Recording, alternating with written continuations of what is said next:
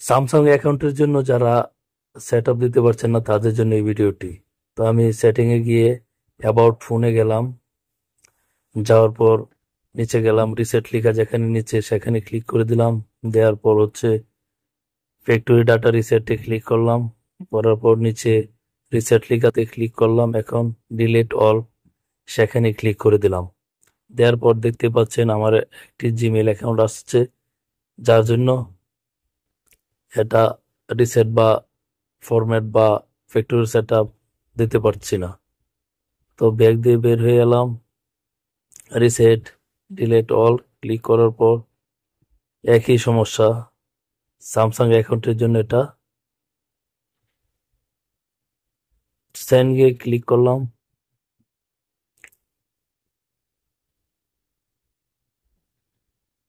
স্কিপে দিলাম, take to Gmail. কোন অবস্থাতে এটা ফ্যাক্টরি রিসেট দেওয়া যাচ্ছে না। তো আপনারা দেখতে পারলেন যে এটা কি করতে হবে। এটা একটি প্লে স্টোর থেকে অ্যাপস ডাউনলোড করে তারপর এটা সেট আপ দিব।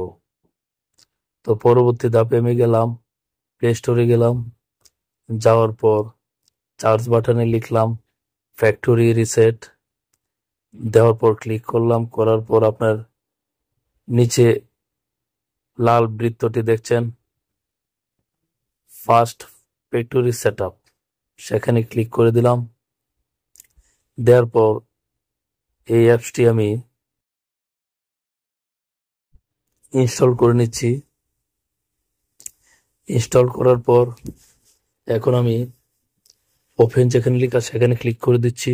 দেওয়ার পর ডান পাশের নিচে অ্যাক্টিভ লেখা, আমি সেখানে ক্লিক করে দিচ্ছি। দেওয়ার পর গোল বৃত্তটি এখানে মিডিলে ক্লিক করে দিলাম। বাম পাশে রিসেট নাও লেখা আসছে, আবার বাম পাশে রিসেট নাও রেড কালার, সেখানে ক্লিক করে দিলাম। দেওয়ার পর মোবাইল ফোনটি বন্ধ হয়ে গেছে। কিছুক্ষণ পর আস্তে আস্তে এটা ওপেন হবে। আপনাদের একটু ধৈর্য ধরে এটা করতে হবে। সকল সেটগুলাই আপনার ফ্যাক্টরি সেট আপ দিতে গেলে একটু সময় নেয়। তো আমার মোবাইলটি ওপেন হচ্ছে।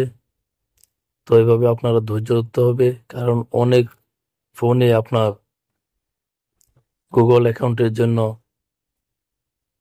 পাসওয়ার্ড ভুলে যাওয়ার জন্য ফ্যাক্টরি সেট আপ দেওয়া যাচ্ছে না, দিতে পারে না। তারা মোবাইল সার্ভিসিং এর দোকানে যায়, গিয়ে কম্পিউটার থেকে রিসেট দেয়, দেওয়ার পর টাকা খরচ করতে হয়। তো এটি জানলে আপনারা কোনো টাকা খরচ করতে হবে না, নিজে নিজে বাসায় বসেই factory set up, factory reset নতুন অবস্থায় যেমন ছিল মোবাইল তেমন ভাবে সেটিং করতে পারবেন। তো আমার হয়ে গেল। এখন ল্যাঙ্গুয়েজ আসছে, আসার পর আমি ইংলিশ ইউনাইটেড কিংডম আর যেখানে লেখা নীল রঙের সেখানে আমি ক্লিক করে দিলাম। দেওয়ার পর দেখতে পাচ্ছেন এগ্রি ডান পাশে, এগ্রিতে ক্লিক করে দিলাম। এরপর সেট আপ ম্যানুয়ালের নিচে এরপর নেক্সট ক্লিক করে দিলাম। দেওয়ার পর অপেক্ষা করছি গেটিং ইউর ফোন রেডি। তো আমার ফোন রেডি হচ্ছে,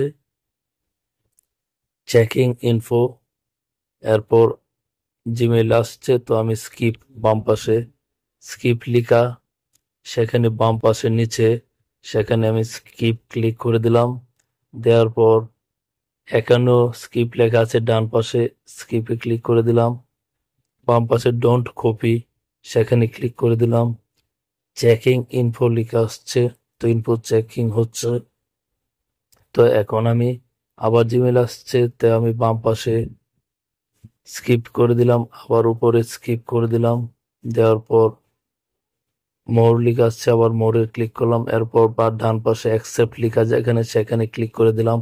বাম পাশে স্কিপ লেখা যেখানে, ডান পাশে স্কিপ এনে বাম পাশে স্কিপ, আবার ওকেতে ডান পাশে লেখা সেখানে ক্লিক করে দিলাম। দেওয়ার পর আবার বাম পাশে স্কিপ লেখা যেখানে সেখানে ক্লিক করে দিলাম।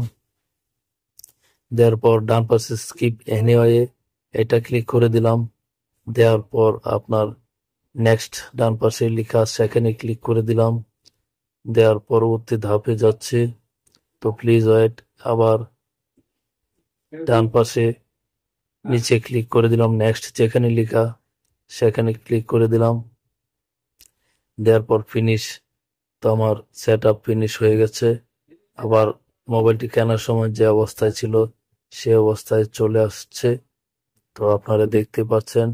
এখন আমি উপরে ডান পাশে স্কিপ লেখা আছে সেখানে কর্নারে আমি স্কিপে ক্লিক করে দিলাম। এরপর ইয়েস লেখা আছে সেখানে আমি ক্লিক করে দিলাম। তো আমার সেটটি নতুনের মতো হয়ে গেল। সেট